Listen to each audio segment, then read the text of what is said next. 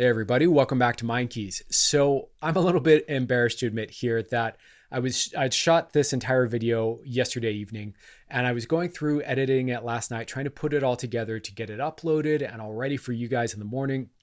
And while I was going through the editing there, I was looking at it and I'm like, something's not right here. And I realized that I deleted my entire intro clip somehow. So my apologies to you. You'll notice the rest of the video after this portion that the lighting is different, that the clothes I'm wearing are different, perhaps that my mood and the moment is a little bit different. So please bear with me and cut me a little slack as I'm new to making videos in general and speaking on camera. And, sometimes these kinds of mistakes happen. So I appreciate your patience. Hopefully the rest of the video is worth the little discrepancy though. So let me talk a little bit and just kind of set up the video for today, and then we'll go ahead and dive into the rest of the video. So today's topic is the importance and the key essential nature of being able to visualize or imagine or project yourself into the successful, healed resolution of whatever the problem or challenge that you're wanting to overcome is. This is super, super key. This is a major reason why people often are stuck in their growth path or unable to move past an issue and let it go and resolve it and heal it, is that they're having blocks or issues or difficulty, visualizing or imagining or projecting themselves on the other side of the problem. This is something that often gets overlooked. It's a very common issue that I have, that I see with a lot of my clients.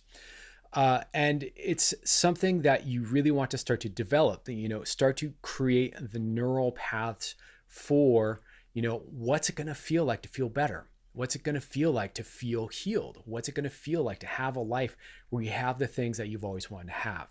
It's super, super important. This is not an optional woo-woo, fluffy, airy-fairy, kind of nice thing to do. This is a crucial part of the healing process. And I hope in this video, as you watch the rest of it, you'll start to get more of a sense of why that is and how that is.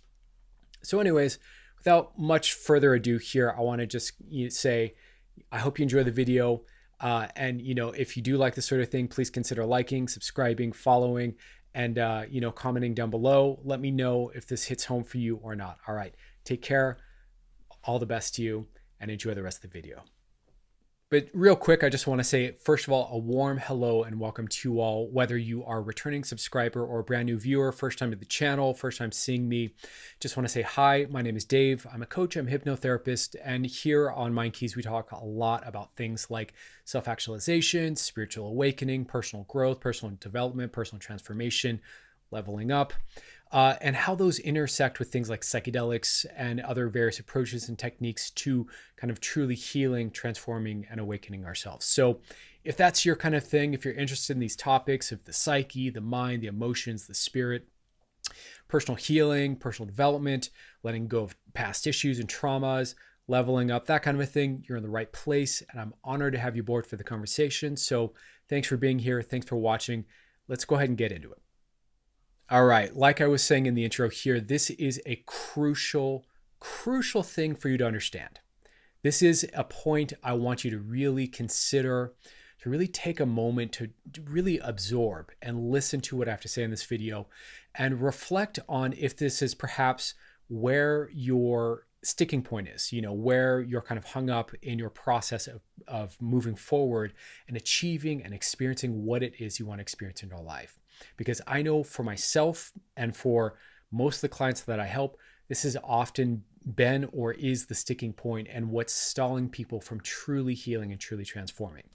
So to kind of set this conversation up, I want to just kind of first create a bit of an understanding for you about healing and transformation and that process in general. So generally speaking, when it comes to psychological, emotional, spiritual transformation and healing and awakening, there are two phases. There's actually a 4-step process that I teach all my clients that is the specific key to unlocking change that lasts. But generally speaking, that 4-step process is inside of 2 broad phases.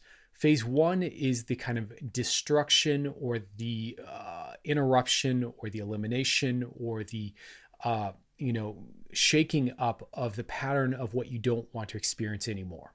So phase one is some form of, most of the techniques that we're going to do to clear trauma, to let go of anxiety, to heal depression are going to be some form of clearing, some form of releasing, some form of interrupting the pattern, some form of letting it go, some form of getting unstuck and unentangled from whatever it is that might be kind of binding us in a feedback loop and a continual loop over and over and over of whatever it might be, whether it's just a persistent complaint or thought loop or a persistent emotion or, something like anxiety or depression or triggers that keep coming up again and again and again.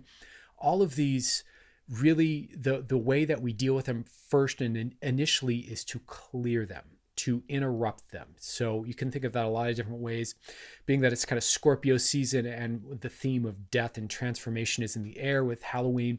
You could think of this as like a death phase where we are kind of dying to the old pattern, right?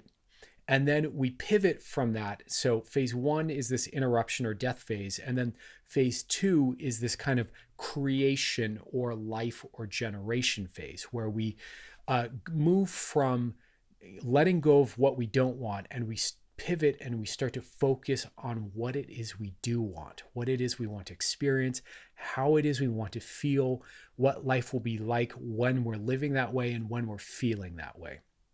So generally speaking, this is across the board true. If you go back and you look at various modalities and forms of psychological intervention that work, that are successful, that are not just theoretical, but that actually create real lasting change for people, and there's science to back all this up, what you'll see over and over and over is, like I said, it's a four-step pattern, but really basically fundamentally, the initial part is challenging or interrupting or clearing the problem and then building more of whatever we want the solution to be, reorienting towards what it is we want to experience. So without both those phases, it's not really a complete transformation or complete healing. So I want to kind of just set up the conversation with this point first. And generally speaking, what I find over and over and over with my clients, whether it's a free call that we're on, whether it's a session that we're in, whether it's, or just, historically me working with myself, I find the same problem again and again and again for people. And that's this, that when I ask the question of, how would you rather this situation be? Or how would you prefer this, dynamic or this area of your life to be instead? What would you rather feel instead? What does it look like when you're on the other side of this problem? How does it feel once you've healed all this? What will it look and feel like to you? These kinds of questions, right? What is it like after the problem? It's amazing how often people get stuck. And again, I know because I was stuck with this myself for years. But it's incredible how often we are unable to imagine or visualize or conceptualize or consider what it would look and sound and feel like to have the problem gone, right? And so this represents a block in your ability to heal, in your ability to transform, in your ability to move forward. If you can't conceptualize it, if you can't imagine it, if you can't envision it or feel what it might feel like, or even more abstractly, just kind of broadly kind of conceive of what it will be like once you've healed and transformed and overcome the problem, then you don't really have a way to direct your nervous system. And what ends up happening is that we can throw all these trauma clearing techniques at it. We can throw all these different ways of interrupting the problem and loosening up the neural pattern and releasing it and clearing it from the body. I know all that stuff, right? But what happens if we only do that and we don't pivot and start to create the conception of what we want to experience instead, we end up with a weird kind of sense of like, it's like a vacuum of feeling, where we're no longer feeling bad, we're no longer feeling triggered or upset or anxious or depressed or overwhelmed or whatever. We're no longer feeling the way we don't want to feel, but we're not feeling anything that we want to feel either. And this can be really kind of upsetting, disconcerting, a little bit kind of a strange state to find ourselves in. And this is actually something that it's really important for me, in the way that I've been trained, to not allow people to stay there. So yes, it's important to clear your issues, but it's crucially important that you're also building a sense of what you want to experience instead. And I can already hear your objections now. Some of you out there probably have a hard time visualizing, or at least that's a belief you have about yourself or an assumption you have about yourself, something like that, right? This is a very common objection to this notion of visualization. Well, first thing I would say is, if that's you, I understand that I think it's called aphasia or aphantasia, something like that. It's a real phenomenon. Some people don't make mental pictures in their head, and if that's you, that's okay. There are other ways to get there. But I would just ask you in general, when you're imagining something, right? When you're projecting a future, for example, how could you be anxious if you weren't imagining something, right? Or how could you be depressed if you weren't remembering something or imagining something, right? So I would encourage you to explore, what do you do internally, whether it's, body sensations that you create, or self-talk that you say to yourself, or visualizations, or any combination of those. I would encourage you to explore, what is it that you do internally that creates the experience of projecting a new concept in your mind, right? So if I ask you to imagine an apple, and then you say, okay, sure. And then I ask you to, well, what color is the apple? How big is the apple? What angle were you looking at the apple at? In order to be able to answer that question, or any of those questions, you would have to have visualized a little bit, right? So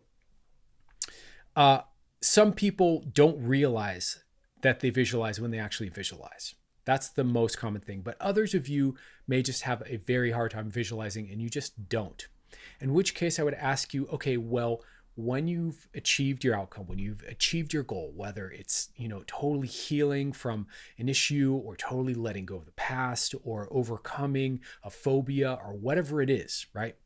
When you've achieved that, I would ask you, how will you know? What are the body sensations you'll feel? What does it feel like when you're relieved or when you're happy?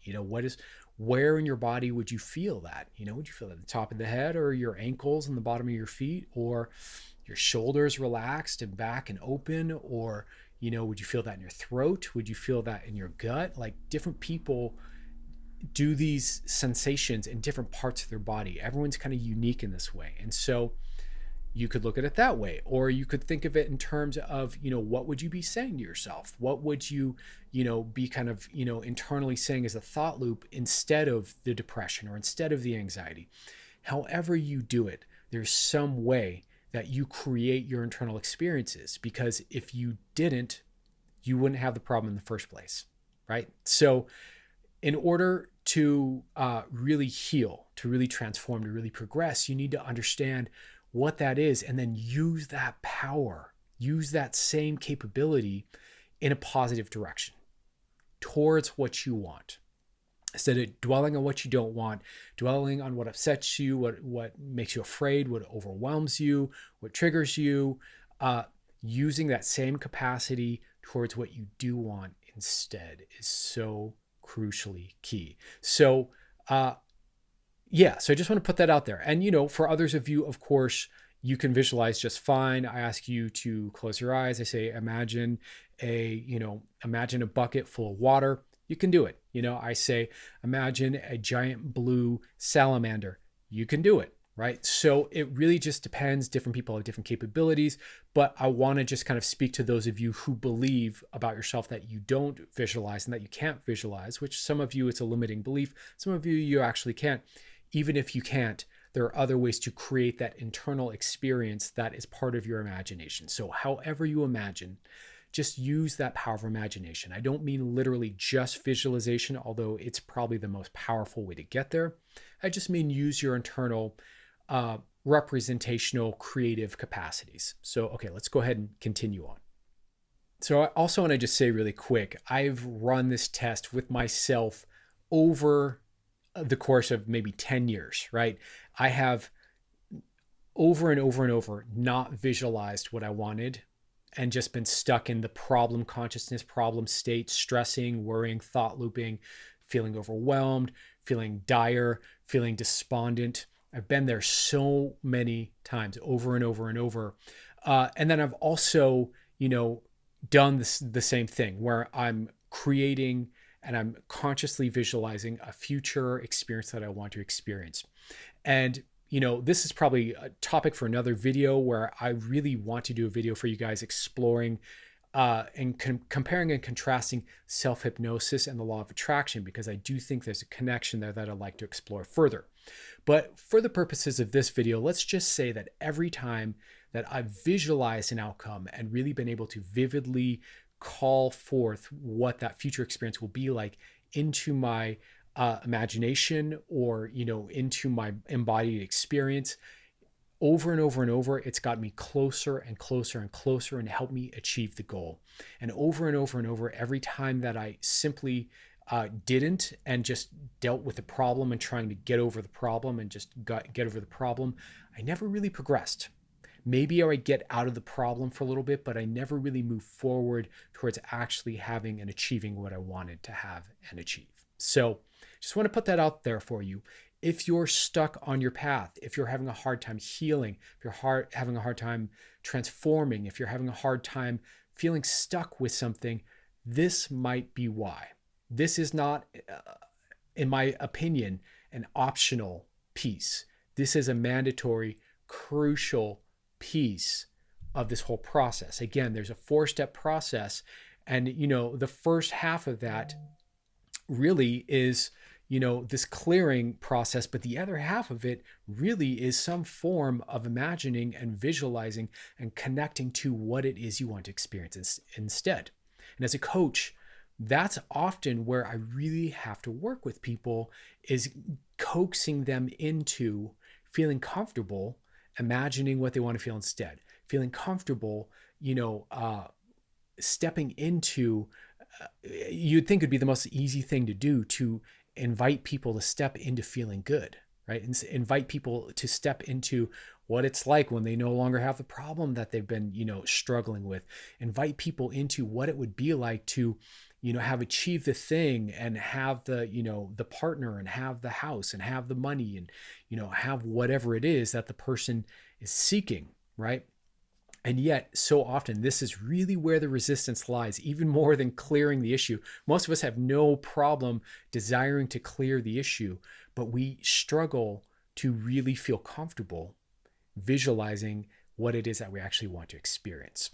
And I want to point this out because I think there's a valuable insight here that when we are struggling to access the positive, when we're struggling to imagine, when we're struggling to feel good about and okay about what our goals are, that actually can point to exactly where the work really needs to go, where the real hang up or the real issue or the real fear or the real inner objection really lies, right? So this is actually a great tool, a great metric to use to test ourselves and see how healed have I become? How much have I really cleared the issue? Because if we go to imagine what it is we want instead, and we're having a really hard time aligning with it, then that means that clearly there's something that we're clinging on to or kind of hung up on that isn't allowing us to progress. So there's something to heal there, right? I'll give a, excuse me, I'm getting excited again, talking fast, drinking water. This is what happens when I drink too much caffeine. My apologies if I'm talking too fast. I'll give a very personal example here. This one's a little embarrassing because it was a problem for so long in my life, right? Part of my early issues, shall we say, involved a divorce of my parents that involved money issues and arguments and complaints around money. So as we might expect, as one might surmise from that experience, moving forward into adulthood, I had huge money issues, right? Surprise, surprise, shocker, right? Super common. I know a lot of us have money issues. And as I continued to heal myself and work on myself and work on this over and over and over, I actually had a ton of resistance to feeling excited about money. It was the strangest thing.